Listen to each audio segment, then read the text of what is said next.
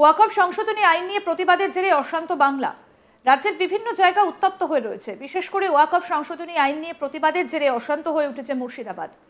পরিস্থিতি নিয়ন্ত্রণে আনতে শেষমেশ কেন্দ্রীয় বাহিনী মোতায়েনের নির্দেশ দিয়েছে হাইকোর্ট। আর কেন্দ্রীয় বাহিনী মোতায়েনের পর অনেকটাই নিয়ন্ত্রণে এসেছে উত্তপ্ত সুতি, জঙ্গিপুর, ধুলিয়ান সহ মুর্শিদাবাদের বিস্তীর্ণ এলাকা।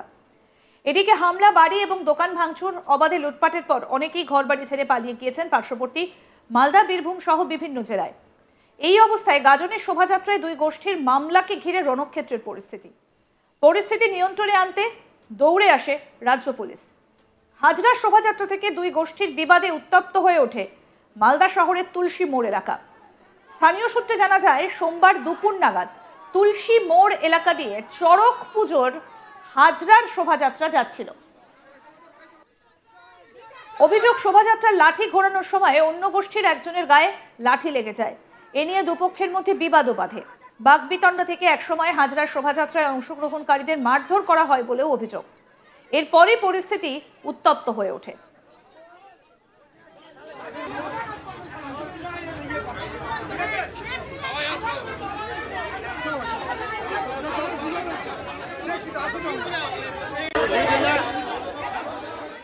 ওয়ার্ড কাউন্সিলর কৃষ্ণনাথ জানান, খবর পেয়ে আমি ঘটনাস্থলে এসেছি। আমি শুনলাম এক বিশেষ সম্প্রদায়ের মানুষ এদিক দিয়ে যাবার সময় তাদের ওপর হামলা করেছে। ঘটনার খবর পেয়ে ঘটনাস্থলে পুলিশ আসে। পুলিশে অভিযোগ করতে বলেছে। আমি বিষয়টা তদন্ত করে দেখছি। গোটা পশ্চিমবঙ্গ উত্তপ্ত হয়ে রয়েছে, জেলাতেও সেই একই রকম আবহাওয়া চলছে। আমরা সর্বোচ্চ শাস্তি চাই। কি বলছেন ওয়ার্ড কাউন্সিলর কৃষ্ণনাথ, শোনাবো। আমি যেটা এখনই আসলাম, শুনলাম যে আমাদের এখান দিয়ে প্রত্যেক বছরই চড়ক পূজা অর্থাৎ নীল পূজার একটা শোভাযাত্রা যায়। এই শোভাযাত্রার উপরে আমাদের 29 নম্বর ওয়ার্ডের কিছু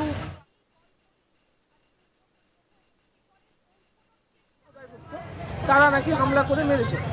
এবার কাকে কে মেরেছে, কিভাবে কি হয়েছে আমি বিষয়টা সম্পূর্ণ জানি না। যাই হোক, এবার আসলাম, আমি দেখছি তদন্ত করে কি হচ্ছে না। পুলিশ এসছে? পুলিশ তো এখন বললো যে থানায় ডায়েরি করতে। থানায় ডায়েরি করলে তারপরে যারা এই ঘটনা ঘটিয়েছে তাদেরকে অ্যারেস্ট করবে। আপাতত এলাকার পরিস্থিতি কেমন? এলাকা দেখেন, পশ্চিমবঙ্গের পরিস্থিতি হিসাবে সব দিকেই উত্তপ্ত হয়ে আছে। পরিস্থিতি কোথাও ভালো নাই। হ্যাঁ, এর মধ্যে কেউ যদি একটা আবার আগুন একটু লাগিয়ে দেয়, সেটা কিন্তু দাউ দাউ করে চলবে। সেজন্য সব চারিদিকে শান্তভাবে এবং ধীরস্থিরভাবে সব ডিসিশন নিতে হবে এবং কাজ করতে হবে। ঘটনাস্থলে পৌঁছে পরিস্থিতি নিয়ন্ত্রণে আনতে খবর পেয়ে ঘটনাস্থলে ছুটে আসেন ইংরেজবাজার থানার পুলিশ। দুপক্ষের লোকজনকে বুঝিয়ে পরিস্থিতি নিয়ন্ত্রণে আনা হয়। এলাকায় শুরু হয়েছে পুলিশের টহলদারি। আমাদের প্রতিনিধি মিল্টন পাল কি প্রতিবেদন তুলে ধরলেন, শুনবো এবার। গাজন উৎসব উপলক্ষে মালদা জেলা জুড়ে বিভিন্ন জায়গায় শোভাযাত্রা বের হয়। আর সেই শোভাযাত্রায় প্রচুর মানুষের ঢল দেখা যায়।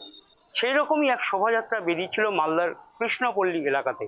সেই সময় ওই এলাকা দিয়ে যখন সেই মিছিল অর্থাৎ সেই শোভাযাত্রা বের হয়, সেই সময় অভিযোগ যে দুই গোষ্ঠীর মধ্যে সংঘর্ষ শুরু হয়।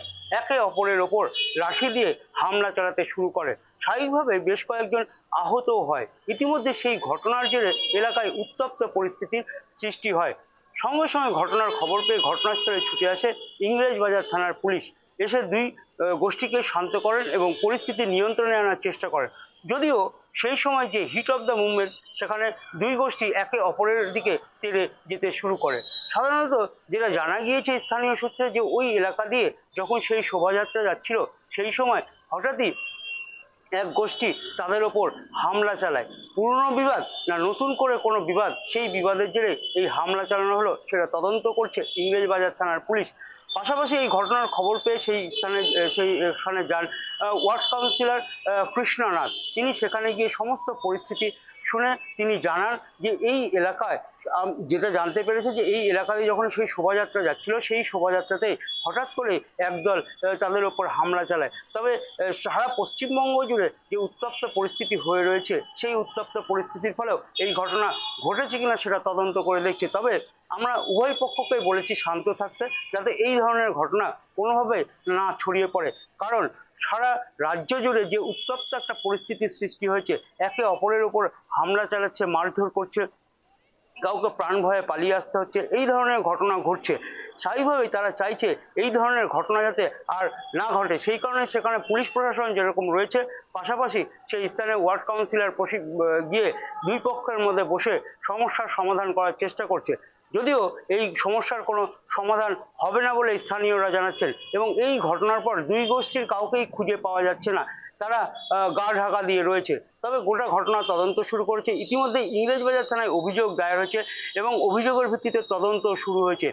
এই ধরনের হামলা শোভাযাত্রায় কি বার্তা দিচ্ছে, এই ধরনের শোভাযাত্রা কেনই বা ঘটছে সেইটা জানার জন্য মানুষ অপেক্ষা করে রয়েছে। পাশাপাশি পুলিশ প্রশাসন এই ধরনের শোভাযাত্রা বের হলে তাদেরকে কেন নিরাপত্তা দিচ্ছে না, এই ধরনের প্রশ্ন উঠতে শুরু করেছে।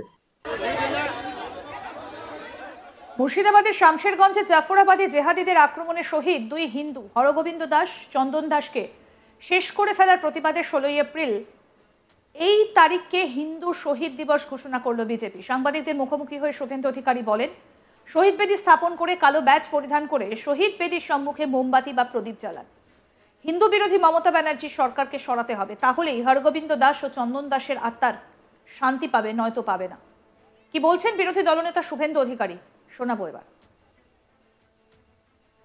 অ্যান্টি ন্যাশনাল পরশুদিন কেন্দ্রে পা ধরে দিয়ে মুর্শিদাবাদ বিএসএফ কে নামিয়েছে। 300 স্কুল স্টুডেন্ট, বিএসএফ 300টা বাচ্চাকে উদ্ধার করেছে। 300 বাচ্চাকে পা ধরে নামিয়েছে। কাল সকালে যখন বিএসএফ কে বলেছে ডিএম মমতার চাপে তোমরা ব্যারাকে ফিরে যাও, বর্ডার ছাড়া কোথাও থাকবে না, আমি তখনই বাধ্য হয়েছি চেন্নাইতে থাকা অনারেবল চিফ জাস্টিসের কাছে প্রেয়ার করতে, যে স্যার উনাকে আমি গ্র্যাটিটিউড জানাবো যে উনি স্পেশাল বেঞ্চ করে উনি প্রোটেক্ট করেছেন যারা মুর্শিদাবাদ মালদাতে অত্যন্ত ভয়ের মধ্যে ছিলেন। কিন্তু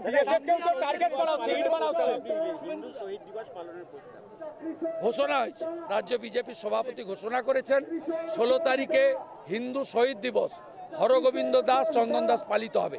শহীদ বেদি বানান, বুকে কালো ব্যাজ রাখুন, মোমবাতি জ্বালান, প্রদীপ জ্বালান, নীরবতা পালন করুন, কালো পতাকা নিয়ে মিছিল করুন, প্রেয়ার করুন, গীতা পাঠ করুন, তাদের আত্মার শান্তি কামনা করুন। মমতা সরকারকে উৎখাত করতে হবে হরগোবিন্দ দাস, চন্দন দাসের আত্মা, তাহলেই শান্তি পাবে, নইলে শান্তি পেতে পারে না।